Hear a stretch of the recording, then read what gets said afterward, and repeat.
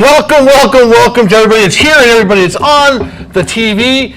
Look, I have a speaker coming. Lord knows you don't want to hear from me for an hour or so. But while he's still getting here, he's caught in traffic somewhere in Las Vegas. I just thought I'd start this out and talk a little bit about new homes. Now, I know that some people are going poo-poo on new homes because of their unwillingness to play well with others. And that's how I'll just say that one, right? Some new housing tracts are not playing well with real estate agents, and some are. I'm not trying not to talk about that too much, but let's just go on the basis of that, and we will move on to when there will be better times. And I can assure you, having been in this market for a long time, that new homes are in favor, and then they're out of favor, and then they're back in favor, depending on what's happening with the market. And you can't hate something just because they're taking advantage of the market, right? That's just the nature of business, and knowing that they will be back with more incentives, more this, more that. But right now, new housing tracts don't have to incentivize very much to have people come in their doors. And that's probably the biggest thing that you need to realize, and understand that that's just part of business. You don't have to like it, and I'm not going to get the political part of it or the commission's part of it, but just so that we have this for historical purposes, because it's being live streamed and be on YouTube. Let's just talk about how you do business when you walk into a new housing tract. It is probably the easiest sale that you'll have out there. It can be the most smoothest transaction that you'll have out there, but it can also be the most befuddling and a little bit going, why are they doing this? Why are they doing that? And hopefully in the second part of this, we'll have those kinds of questions when I have the sales guy from Beezer here to talk. But where do you find what's available on new housing tracts? Right? I mean, there's sales tract that's out there that you have to pay for. There is the Review Journal on Sundays. They pay plenty of money to advertise their different communities that they have out there. But probably what you don't realize, that in your own MLS, when you sign into MLS, there is a new home builder resource that has the homes that are available. Also in the MLS, there are several agents that the new home tracts use to put in their properties that they have available. So you can find them in the MLS. You can find them in the new home resource that's in the MLS as well, in one of the tiles. You can pay for Sales Track if you want. Sales Track has a ton of stuff that's through Applied Analysis, but they have floor plans, what they all look like, what the different elevations. They have a full plethora of information available for you in Sales Track to help you find the properties that they want. Now, having said that, now we know where to find them, right? If you have a client and you're going to go and they've said that they want a new home, and that's even in the inkling of them wanting to do, that's not just a resale, but want to go to a new home tract. For gosh sakes, if you don't get a buyer broker agreement, signed ahead of time, you're setting yourself up for failure. Because I can guarantee you that if you have a buyer and they've said that they would look, and even if they don't say it, but if they have said it, definitely. Because here's what's going to happen. If you don't have a buyer-broker agreement, I can assure you, with all the little flags and all the little directional things on the side of the road and everybody way that they try to capture people to come in their doors, because that's what their marketing is all for, is to get people in through the doors, they're going to go on their own. And they're going to go without you, and they're going to end up being unrepresented. And you're going to do a lot of work showing them a bunch of other stuff, and next thing you know, they're going to say, you're going to call them up, and they're saying, oh, well, we just went out this weekend, we saw this one track, and we went in, and it was the perfect house, so we filled out the paperwork and bought a home. Don't let that be you. Make sure that you have them under control as much as you can have people under control. And let me go even back further, that with the buyer consultation, if you're not having one of those to set up your buyer broker agreement, you're missing the boat, because you can set this all up, the expectations of what to expect from you, what to expect from them, and you can set them up so that they're not going out looking for themselves, because you should be able to advise them correctly about that. If you go to a new home track and you go and you sign in, and even if you don't sign in, they all have videotape, right? They have video of people when you walk in, and they'll use that say, I'm sorry, I'm not going to pay you because you didn't come in with them. So make sure that they know that if they go into a new home track without you, that they're on their own. They're not going to be represented by you. They're not going to be represented by the seller or the new home track, because they represent themselves. Okay, so you need to make sure that you get that in their head and pound it in from the day one that you start talking to them.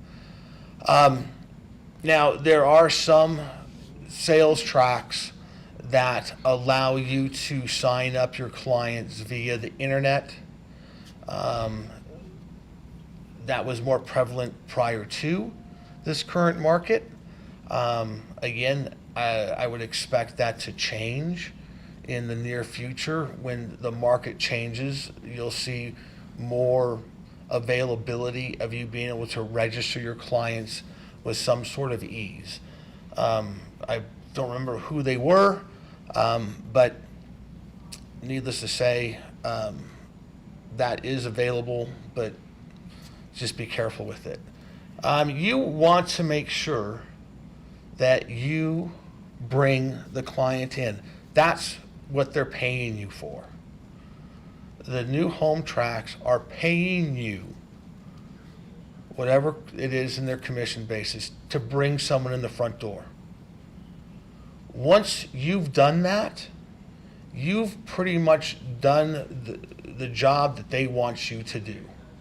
The rest of it, as far as going through the transaction and everything else, is so automated. It is just, they're set up to handle it from there. It's basically this. Bring him in, introduce him to the sales agent, sign your paperwork of registration for your client, and then let the sales agent do their thing. They are trained on how to sell their particular product. Now, unless you've been to that particular home or that particular product, that sales place, over and over and over again and know everything about it, be quiet. Let the sales agent do their job. You know,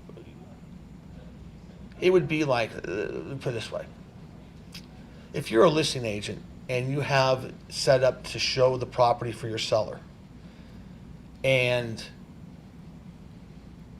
you have a buyer come in with another agent, and who would you think would have the best opportunity to sell that house? You as the listing agent or the buyer's agent who's just seeing it for the first time?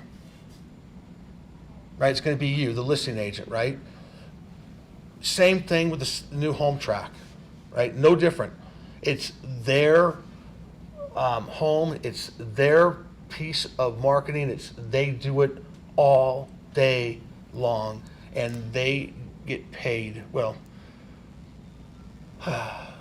the new home tracks pay a lot of money to make sure that the marketing and the way the homes are set up and the way they're staged, for them to be able to show nicely and for them to let their sales agents do that, because they're trained to walk through that house. They know whether or not the tile on the kitchen is included in the base price or not. They know all those things about the home that you're not going to know. And which sounds more intelligent?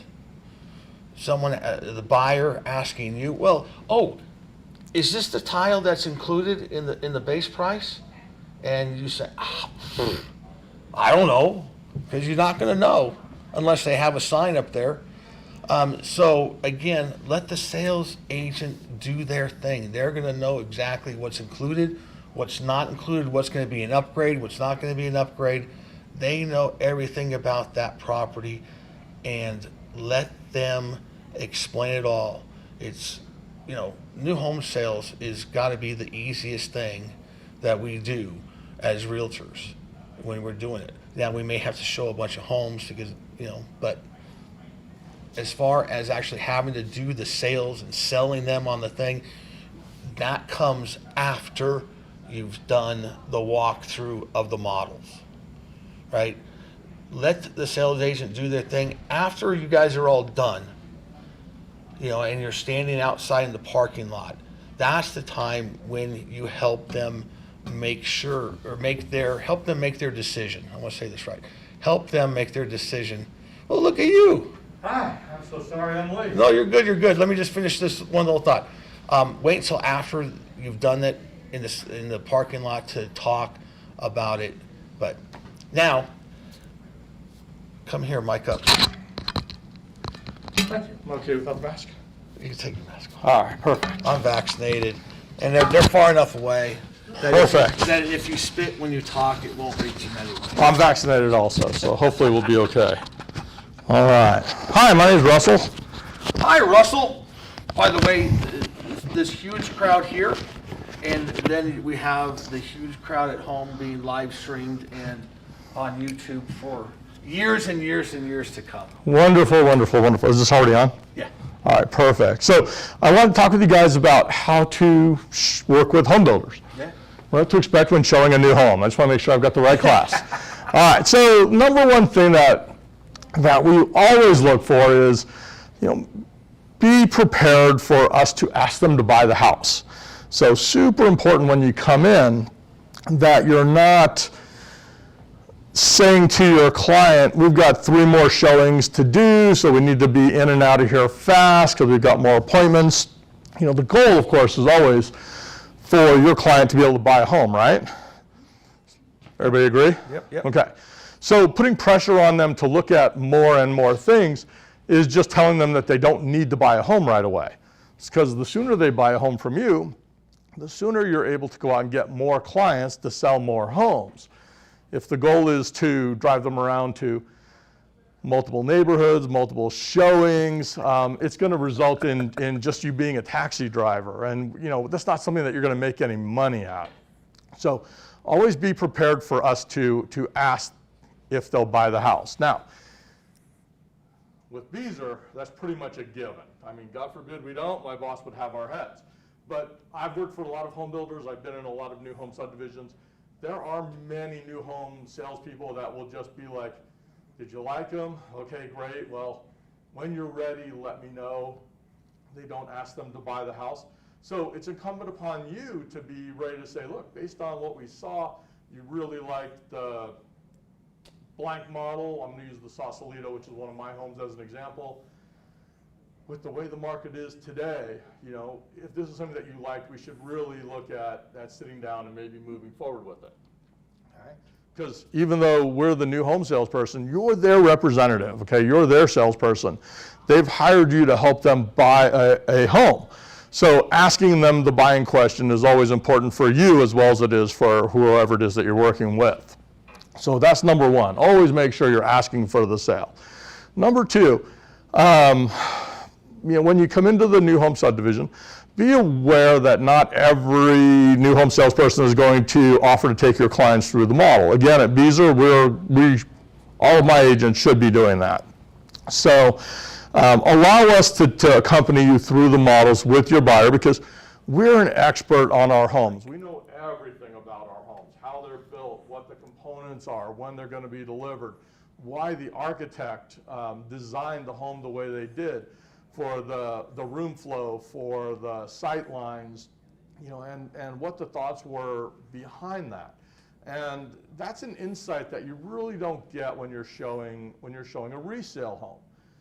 For instance, my architect, she's been with Beazer for quite a while. We actually have an in-house architect that designs our homes. One of her things is she does not like for a bathroom to be visible from the kitchen or from the dining room, because really, who wants to be looking at a toilet when you're cooking dinner or entertaining? So now I can't tell you that every architect takes that stuff into consideration, but our architect does. And so having the new home salesperson go through and explain those things really helps to open up your buyer's eyes to more than just, here's the kitchen and here's the bathroom and this is a bedroom. Those are all things that they already know. Those are things that, even though, and please let me explain my background. I have been in new homes for 30 years. I've also done resale for a few years. I've been a sales manager for multiple home builders around the country. And so I've seen all kinds of crazy stuff, but I know that, resale-wise and new home-wise, when realtors come in and start showing product, they typically say that, well, here's the kitchen, what do you think? Here's the bathroom, and it's not necessarily adding insight, but being able to offer things like, do you understand, do you see how the sight lines on this are so that the bathroom is hidden? It's close and convenient, yet not, right on top of everything. Look at how the kitchen flows, is there 3 or 4 feet between the countertop and the island to allow multiple people to be working together inside the kitchen? Is it a raised breakfast bar or a flat breakfast bar or island? The flat island is more common now because it opens things up. It says come in and invites people to participate in cooking of the meal or to gather in the kitchen area, which is historically or traditionally a gathering area. Whereas the raised breakfast bar, it's great for people with kids and lots of dirty dishes, but it predominantly says stay out, okay? And so there's different psychological features and factors that go into the design of the home. And there's not one that's better or one that's worse. It's just what's best for that particular home buyer. And so being able to talk about those differentials are going to be things that are key.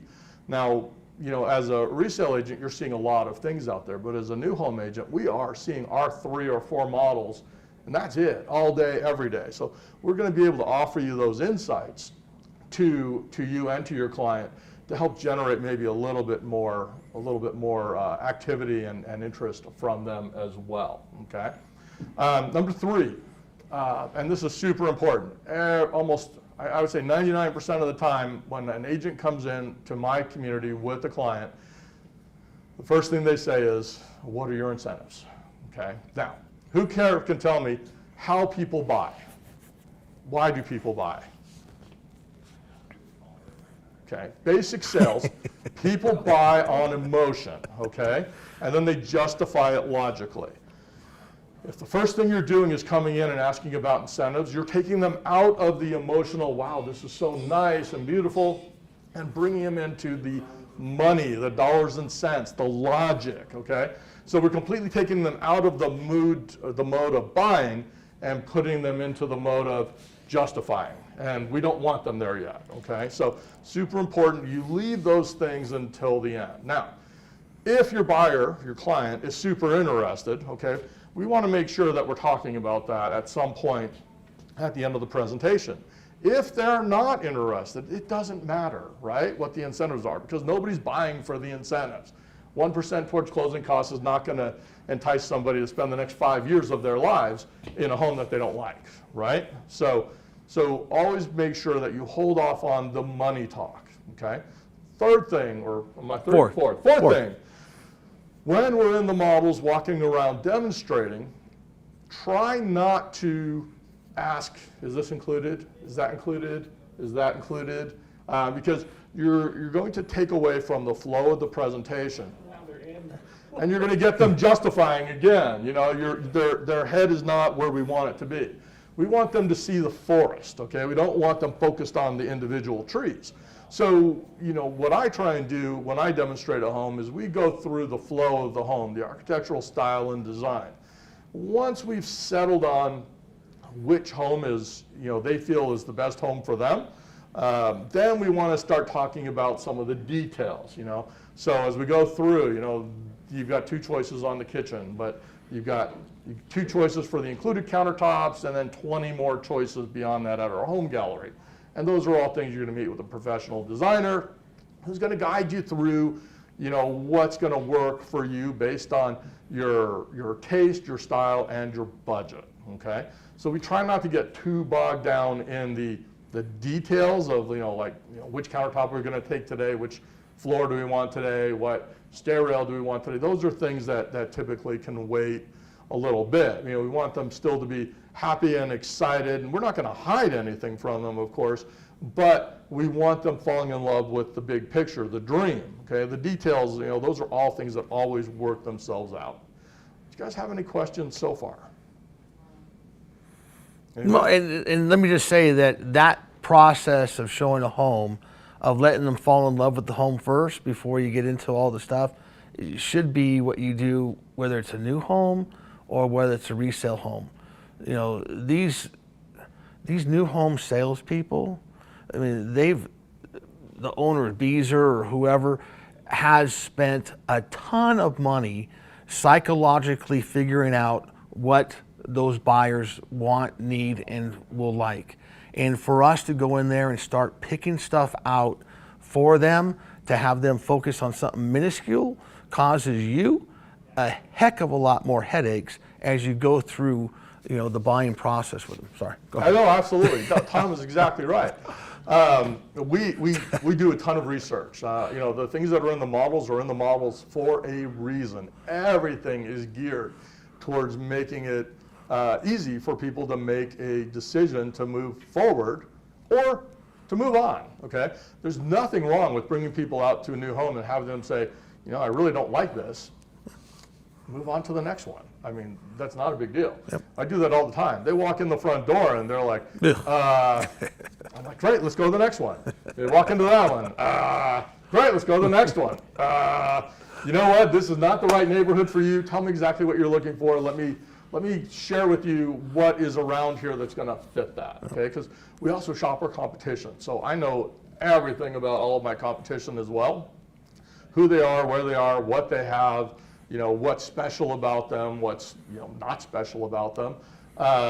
So that, you know, when people come in and are talking to me, I'm in a position to be able to answer those questions, okay? You guys, you're general. Like you gotta, you know, the whole city. I just have one little section. So it's a lot easier for me to have that. And if you use me as a resource, I'm always happy to share with you. You know, I don't have that, but so-and-so does. And all you gotta do is ask, and I'll be happy to tell you. What else? Let's see. As you're going,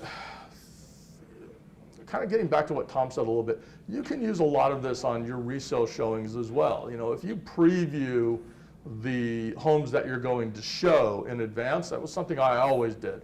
I would go out and I'd make sure I turned on all the lights, I had all the blinds open to make sure that everything showed perfectly.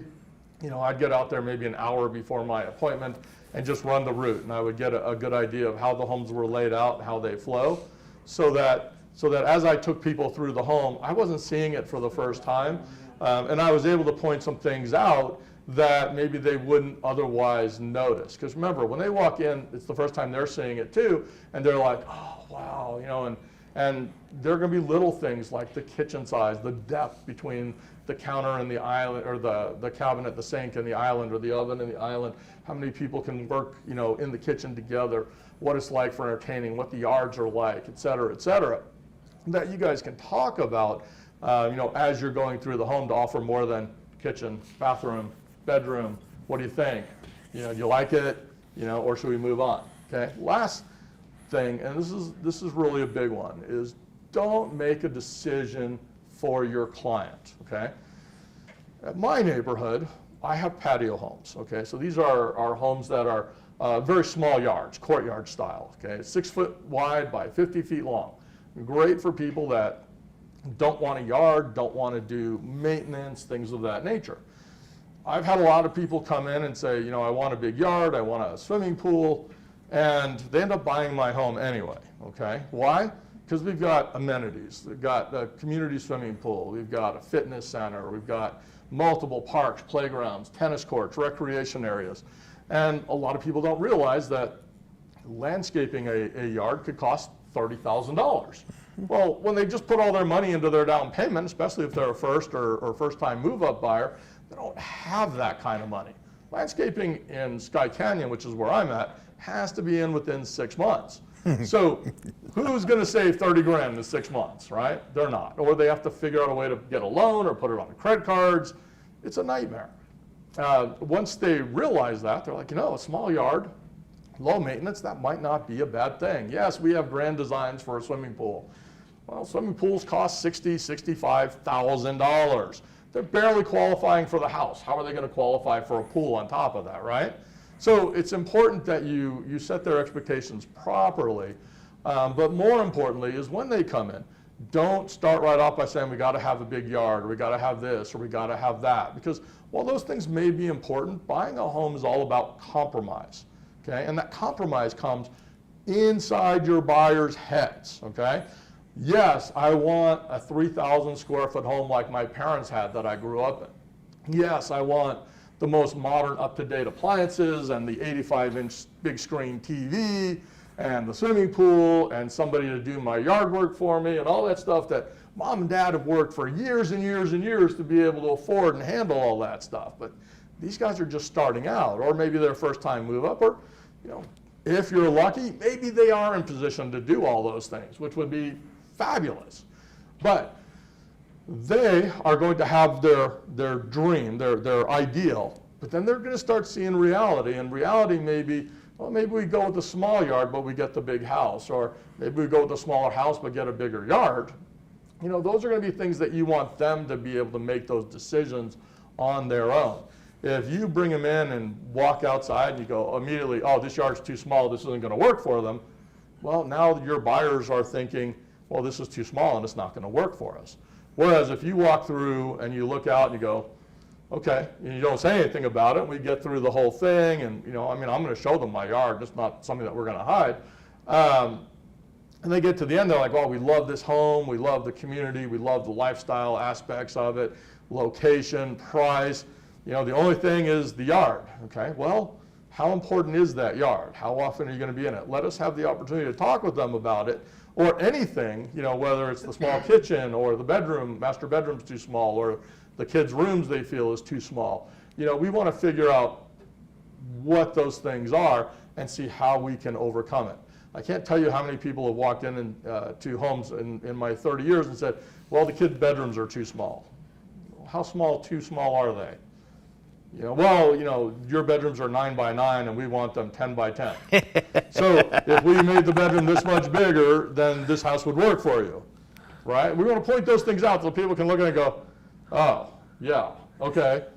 Well, yeah, I guess that's really not that big of a deal. Okay? And now you don't have to drive them to 5 other places and have them in their head that they have to have 10 by 10, or they have to have 11 by 11 or 11 by 15 or whatever the sizes are. We want to be able to overcome those objections. But when you bring those objections up, then those are that much more difficult to overcome because they're looking to you as their expert. And as a result, they're thinking you're looking out for their best interest. And if you're saying their bedroom has to be 10 by 10, then it has to be 10 by 10. And nothing that I can say is going to move them from 9 by 9 from 10 by 10 to 9 by 9. So we always want to make sure that we keep your buyer in an open mindset so that they have the ability to make that decision to move forward. Because again, that's your job and your goal is to help them find the right home for them.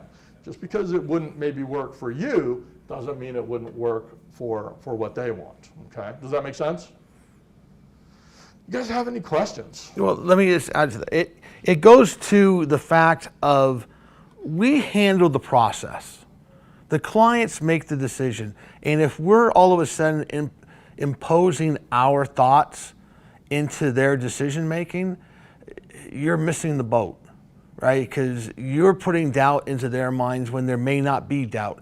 Yeah, so it's a 9 by 9 and maybe their butt brushes up against the wall a little bit more than it would, as they scoop between the bed and the oversized dresser that they have.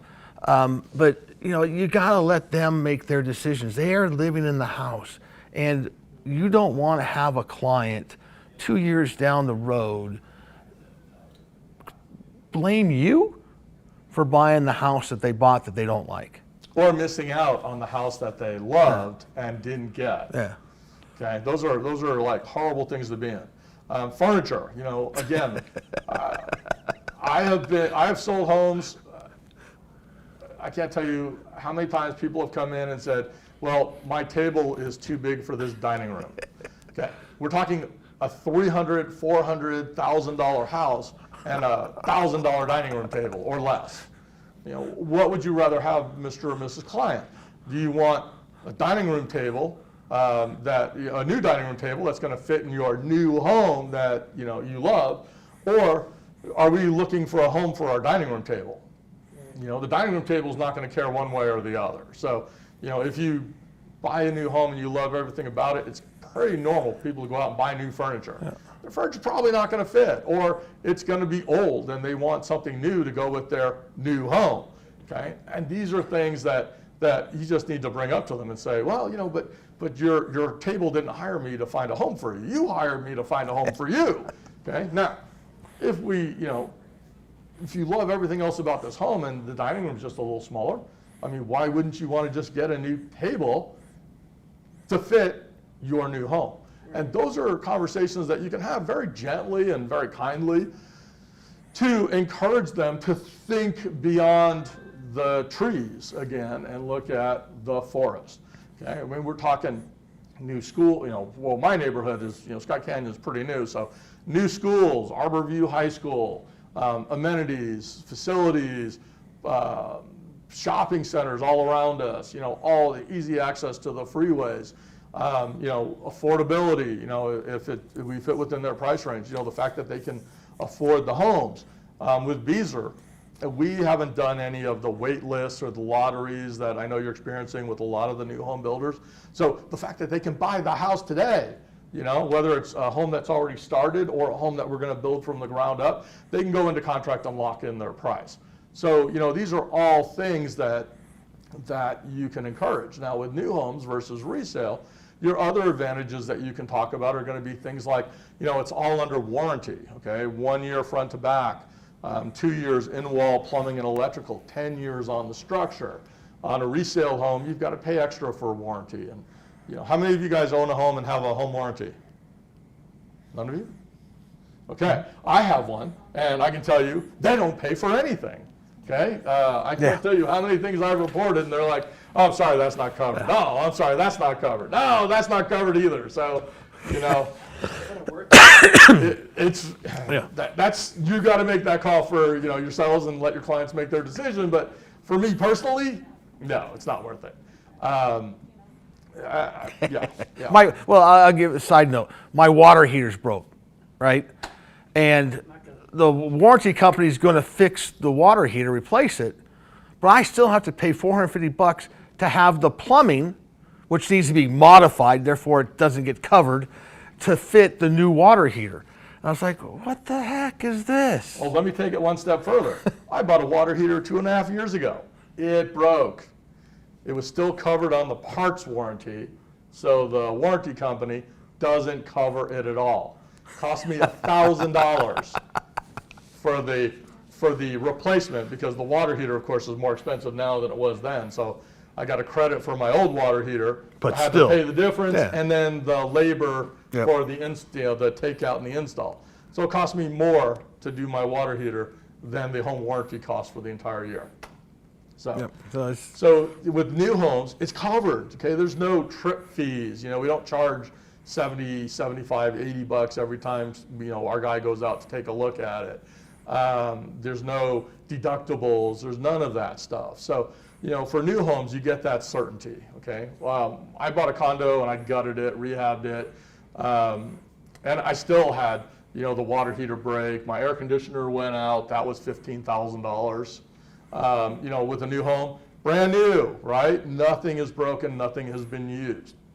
I can tell you when I lifted up my carpet, I put it right back down. It was just gross, okay?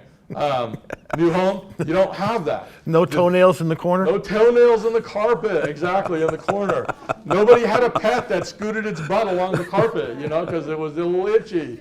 Nobody had babies that were puking or peeing all over the floor that, you know, you cleaned up with a steamer or what have you, but, you know, it's still there. If you look under your carpet, you'll be amazed at what you see down there.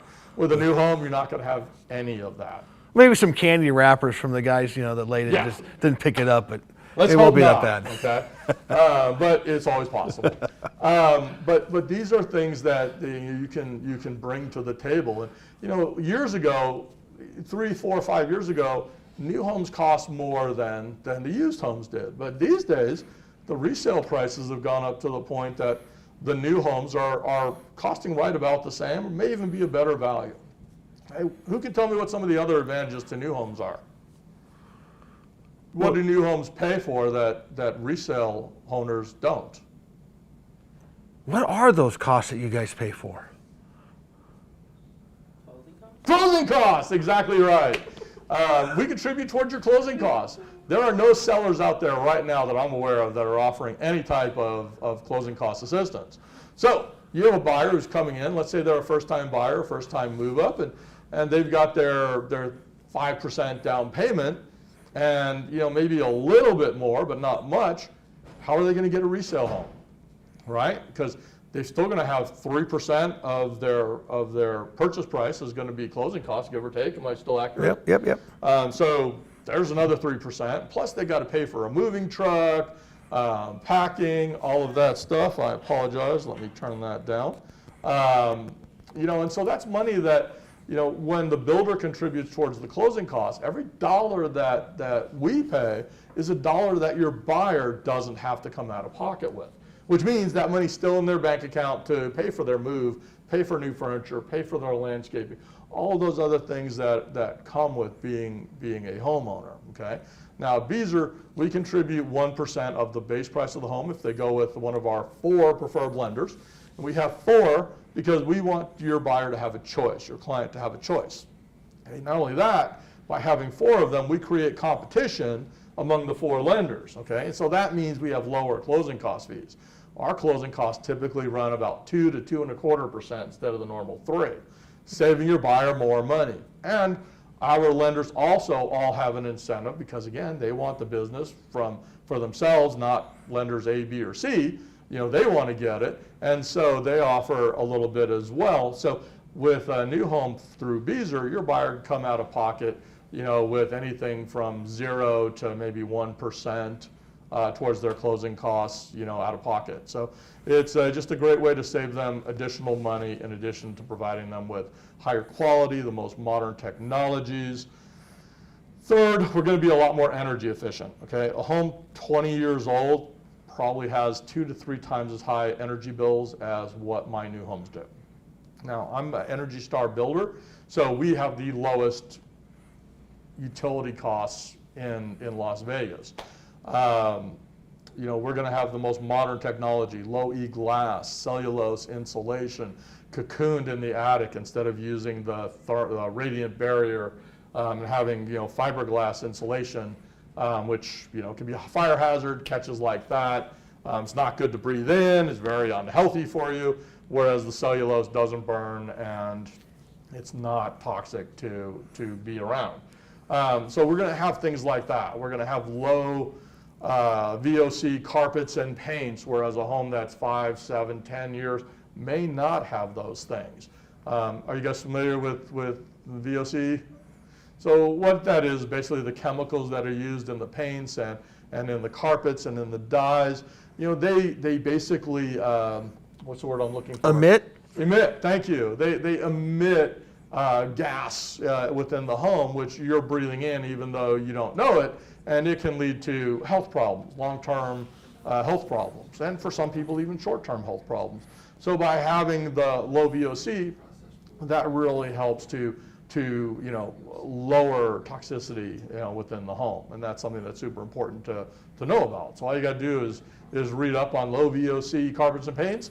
You can Google that, and it'll give you a whole explanation on the different things and different components of what it is. But that is essentially, boiled down to a nutshell, it's a healthier home. Okay, these things cost a little more to do, but they're typically worth it in the long run. So, what other things can I add to this, Tom? Well, let's. I know we're talking about how to show it, but what they can expect from a new home when they purchase it. You know, they go through the walkthrough. Let's talk about the walkthrough, the final walkthrough, and the Sure. check. Let's talk about all the walkthrough. Yeah, the checklist and stuff. Yeah. With Beezer, we are very customer friendly. Okay, so what we try and do is when somebody buys a home from us, first thing they're going to have is your pre-construction meeting. Okay, and what that is an opportunity to meet with the superintendent that's building the home to confirm, how the home is going to sit on the lot, what home they bought, what elevation they bought, any structural options, so that the buyer knows, that the superintendent knows exactly what's supposed to go into the home, and it creates a sense of confidence. Okay, they're all on the same page, and they don't close. Oh, I thought the garage was supposed to be on the left, but it's on the right. Holy mackerel, it's backwards. Yes, yeah, it's flipped. It's not right. And you're going to see that from people. Look, whether a home has the garage on the left or the garage on the right, meaning the kitchen's on the left or the right, or whatever the case may be, it's the exact same home. They're focused on the model, which is built one way, and it's random. Okay, it's just where does the utilities come in, because that's going to be where the driveway goes, is over the utility lines, and so. The model is random. Sometimes the kitchen's on the left, sometimes the kitchen's on the right, or the garage, or whatever room that they're going into, and it's only in their head because that's what they saw. But it's the exact same home regardless. Okay.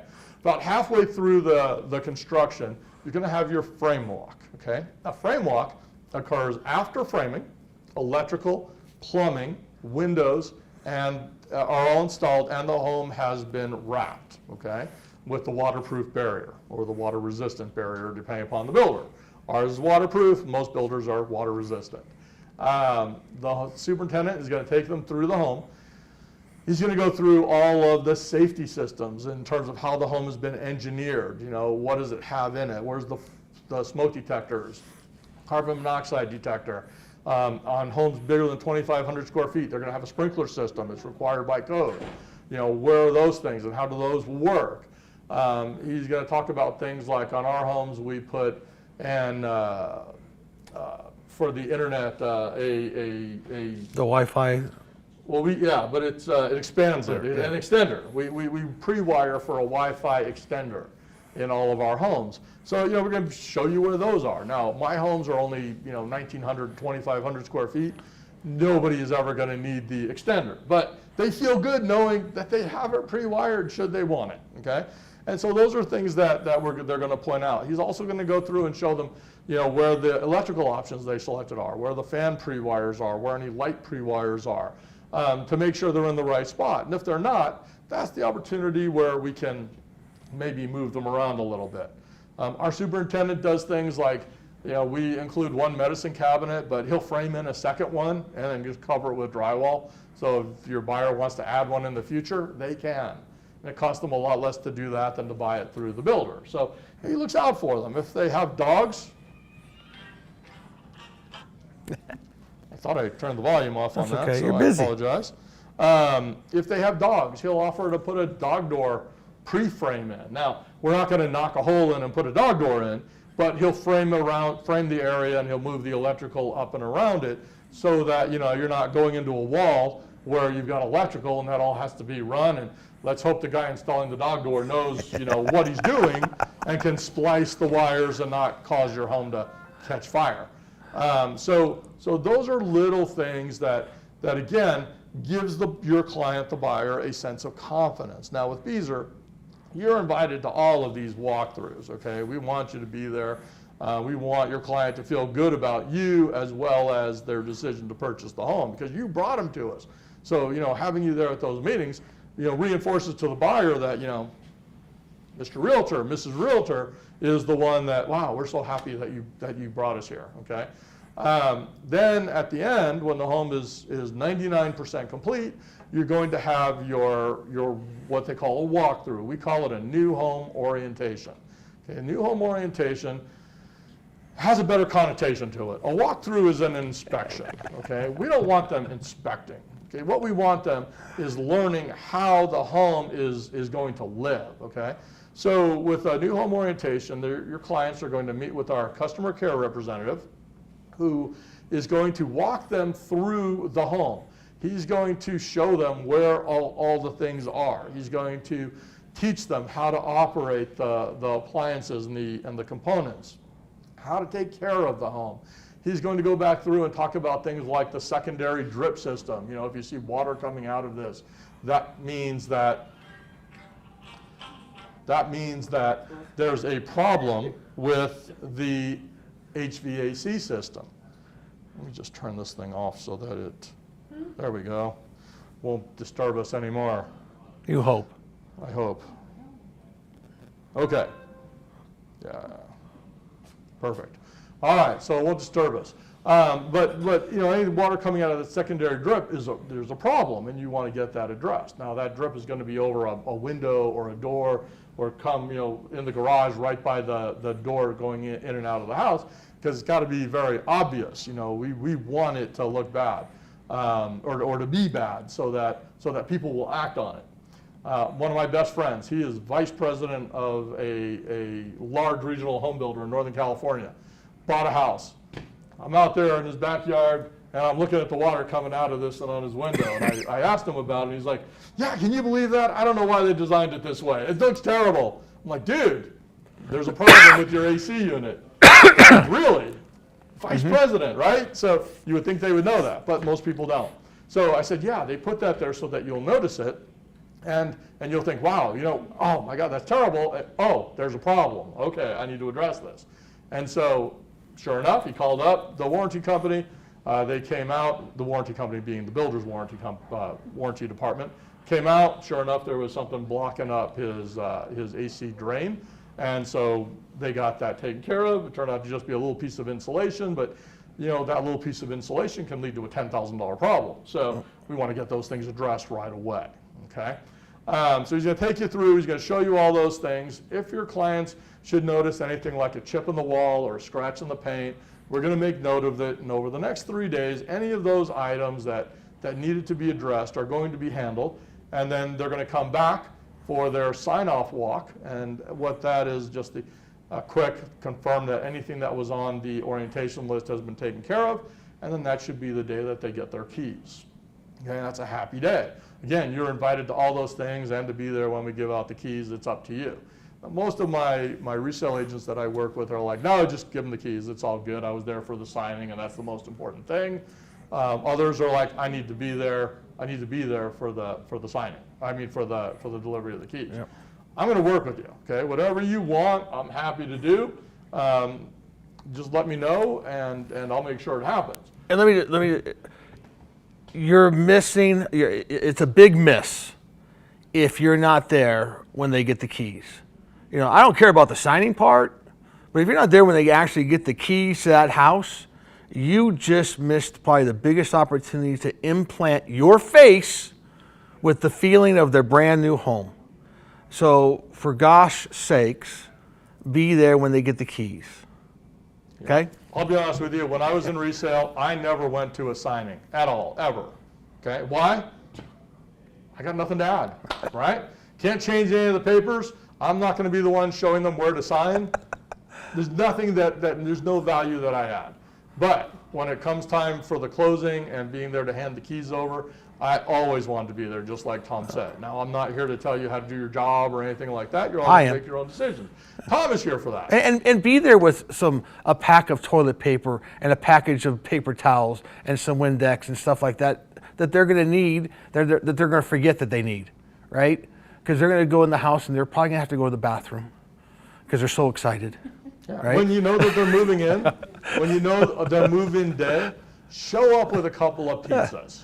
You know, they're hungry, they're tired. A couple of pizzas and 12-pack of water, a case of water or something. Just to, I know you're hot, you're tired, and I just wanted to, give you something. My moving gift, I go a little outside the box. I give them 2 hours of handyman service. Okay, now that's not me. I'm not a handyman. A professional handyman who can install ceiling fans, who can seal grout or countertops. Put up TVs, monitors, and stuff TVs, like that. Exactly. Holy mackerel. So I pay for 2 hours, and now they also have a handyman that they can use for anything they want to use. So if they need them for 3 hours, 4 hours, 5 hours, that's between them and the handyman. But now they have a go-to guy that they can use for years and years to come. It's a nice reciprocal relationship. He gives me a little bit of a break on his upfront service cost, and he gets a new client that all he has to do is do a good job with, and then he's got a client for life. So, there are lots of things that you can do.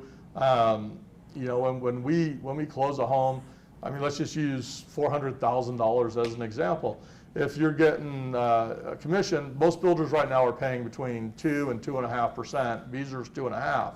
So on a $400,000 home, you're getting a $6,000 commission. Okay. Now, yes, there are splits and things like that, so you might not net that, but whether it's $3,000 or $4,000 or $5,000, that's a big chunk of money. And investing $100 in pizza and water, or $50 in pizza and water, or toilet paper and paper towels and Windex, or whatever you want to do, it goes a long way. That little amount of money that you're investing is going to reap huge returns, because people remember those little things, and then they're going to come back to you when it's time to put their home up for sale and buy another home. Because I used to work 55 plus neighborhoods, right?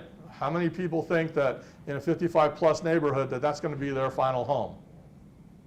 Good for you. 5 years later, 80% of the people had their home up for sale and were moving for one reason or another, right? They hate their neighbors. They don't like the HOA. Their kids had grandkids. They got a job opportunity in another state because they weren't retired yet. They're getting divorced. One of the spouses died and they want something, they don't need that space. There's lots of reasons that people are going to move. So even when they tell you, this is it, this is our final home, you can pretty much book it 5 to 7 years. If you're staying in touch with them, they're probably ready to put their home on the market. Okay, lots of reasons that people move. So, what other questions do you guys have? What's your commission? 2.5% of the base price of our home when you're selling a home that's being built from the ground up, and 2.5% of the contract price when you're selling a spec home, one that's on the MLS already. Okay. What's like the wait time for a new home to be built? That is an excellent question, and that depends on the builder. Okay, my delivery time, I have a great superintendent, and he does not mess around. 4 months from the time you sign the purchase agreement to the day That's you get quick. your keys. Oh, wow. Okay, so right now I'm delivering first week to 2 weeks of January. Possibly even end of December, because December is the quarter end for the builder. So we do tend to pull some things in. That Get them in. yes, exactly. Make those books look good. Make those books look good. Got to impress Wall Street.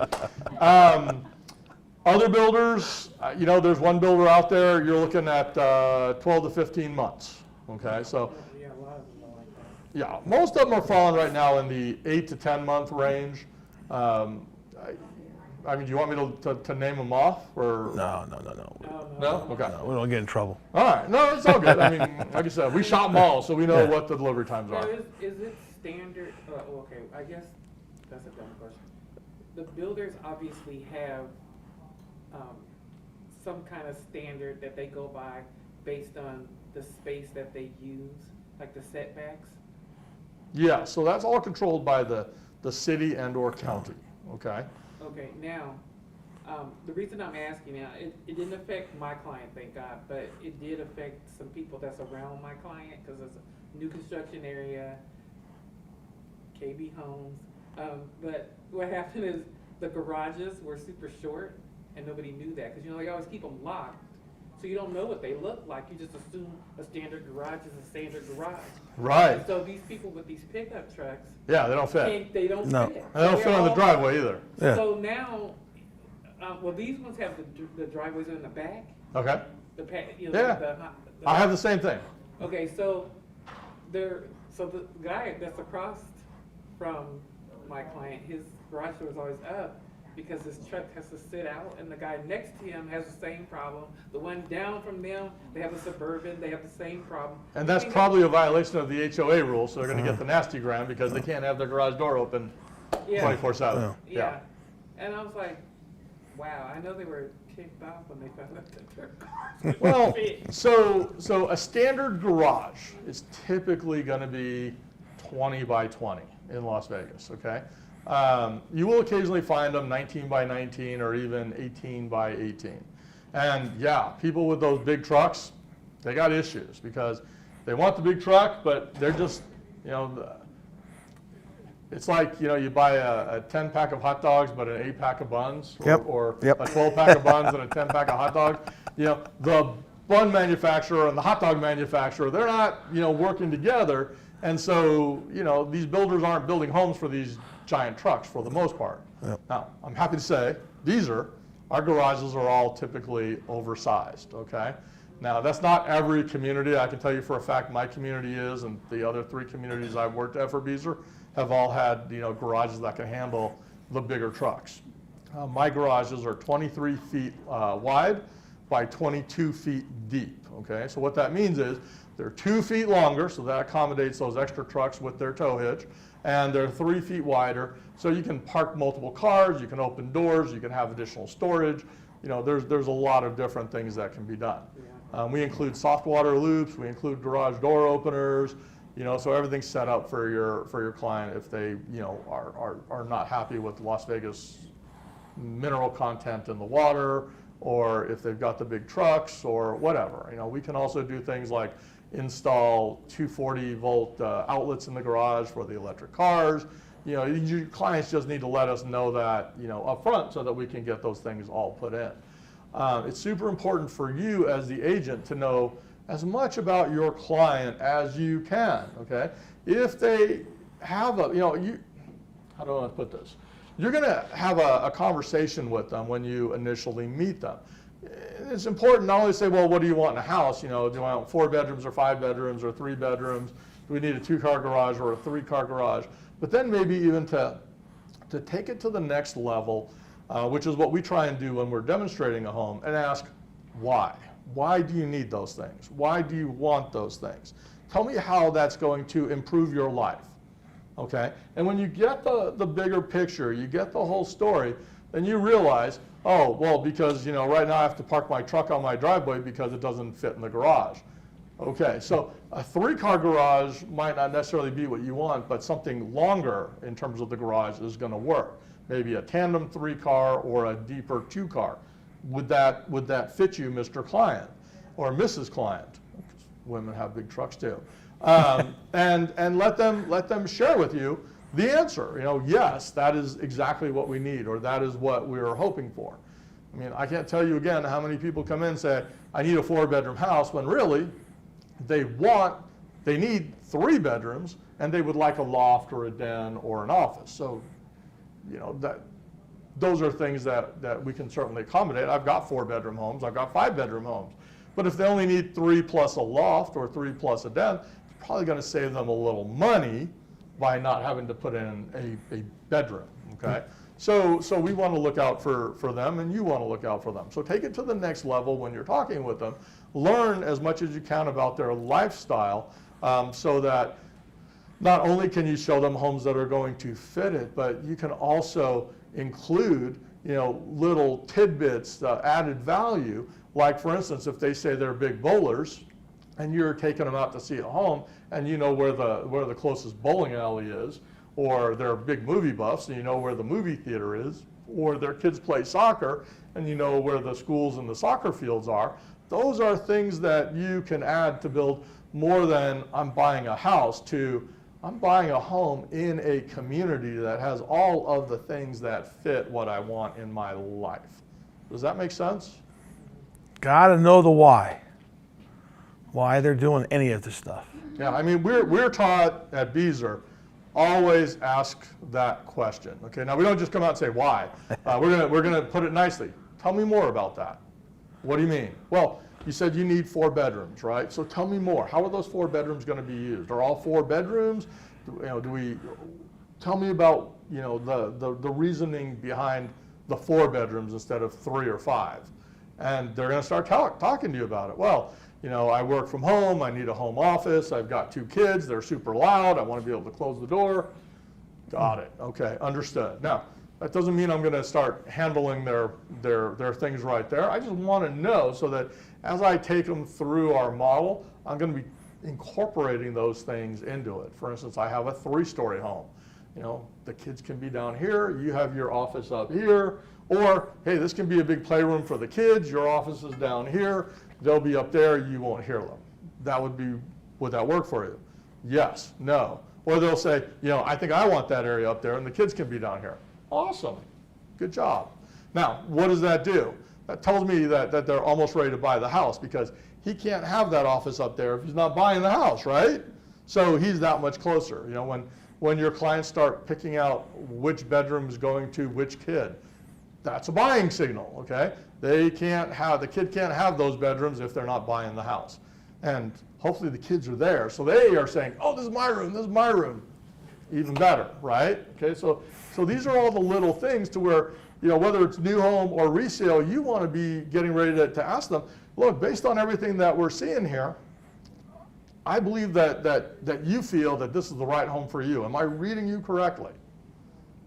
Now, what are they going to say? Yes. Or, No. there you go. Okay, and then if they say no, all right, so tell me where I missed the boat. What's missing? What are you not seeing here that you got to have in your home? Okay, more mental notes, right, so that you have that for the next home. If they say yes, what do you want to say? Let's do it.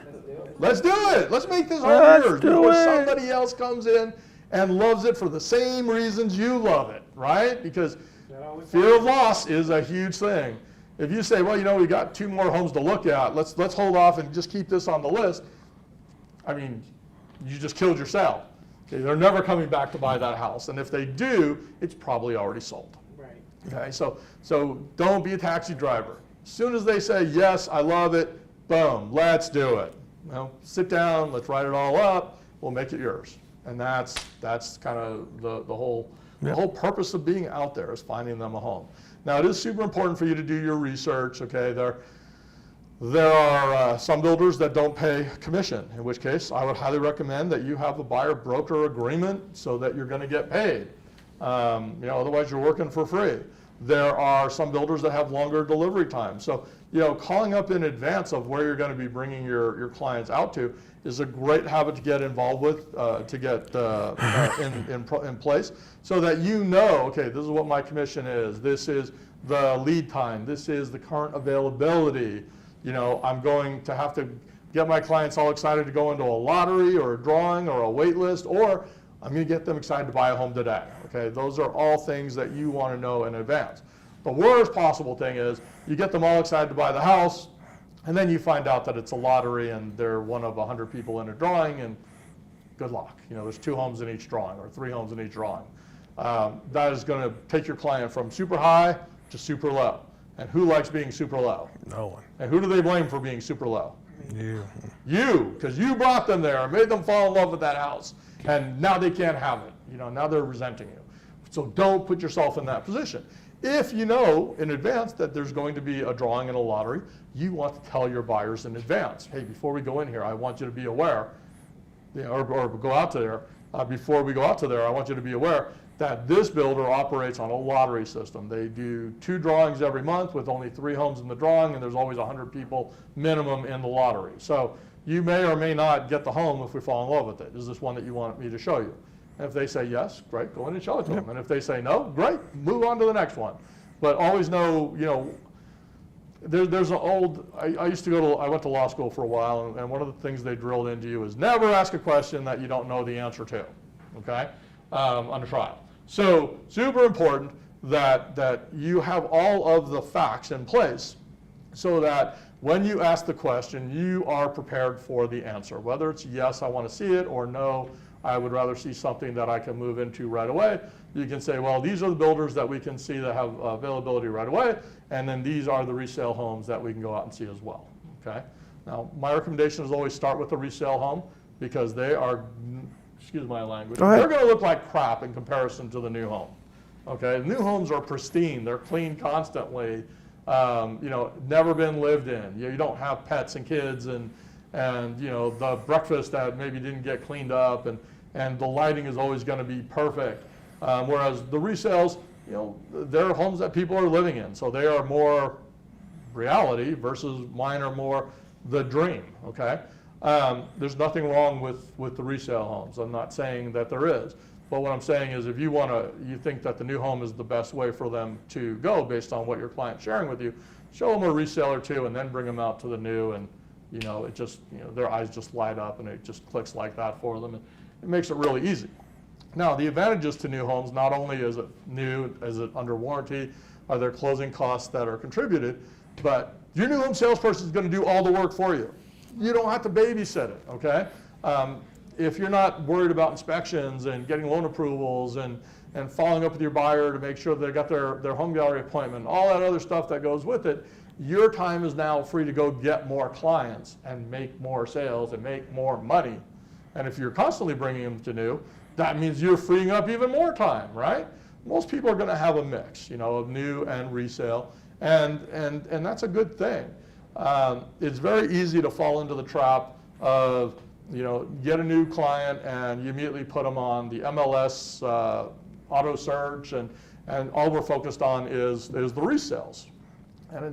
And you're gonna miss out on quite a bit with the new homes. There's an article on the Realtor website. It's actually from the National Association of Realtors, but it has data in there about new homes versus used homes. And some 44% of people looking to get a home will not buy a used home. They'll only buy new, okay? So if you're putting them immediately on the used home drip, you may be turning them off completely because you didn't take it to the next level and ask them, do you want a resale home or do you want a brand new home? What's important to you? And if you're finding that, when you're taking them out to see used homes, there's multiple offers, they keep missing out. I mean, God forbid they're VA, right? I mean, VA, they have the worst time, those buyers, finding a house because sellers don't want to deal with the VA appraisal. They have to pay a little bit more on closing costs. It's dollar down, so there's really no commitment, no skin in the game as far as what they're going to be putting into the house. And so a lot of you guys don't like working with VA buyers when you're representing the seller. With new homes, we don't care. We love VA buyers. Thank you for protecting our country. We'll do everything we can to help you get a home. They're not going to be miss out if they have an offer and there's another offer that's say conventional 10% down with no closing costs that need to be paid, and they're going to go with that because it's going to make them more money as a seller, right? Whereas for the builder, we don't care. It's all the same to us. So we can certainly work with everybody. And so keeping those options open, trying to maybe, again, think outside the box a little bit is a great way to make you additional cash.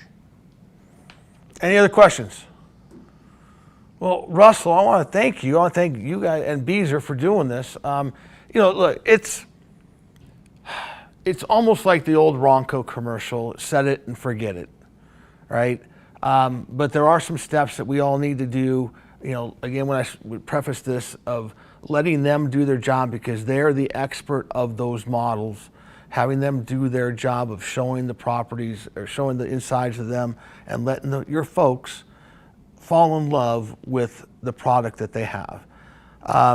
Don't get in the way of doing a deal, right? So many people make the mistakes of talking when you should just be listening and getting in the way of the deal. Let them make their decisions. We handle the process and everything will be smooth. It'll be okay.